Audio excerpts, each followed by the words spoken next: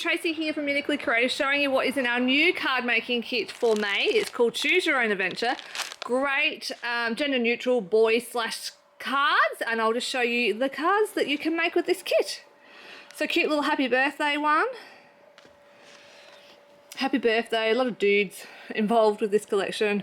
Really great to have boy cards in your stash. Cute little one. I cut out the number 5 because Pearl's got a little birthday for a 5-year-old to go to. This one is also really cute, lots of layers.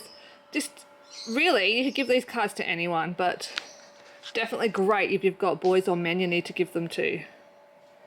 And lucky last, happy birthday, have an awesome day. So this is the kit. Let me just quickly show you what's in the kit. You get some black rhinestones, some of this beautiful red ribbon, the creative cuts, square envelopes and cards, 1 little quarter of our card making cut apart sheet, the 6x6 collection pack, and if you open up this is actual size images of the cards. So these are the same size images as these ones here. So if you measure here to here on this, that is going to be exactly from here to here on there, and you'll know the exact sizes I used when I created these cards for you.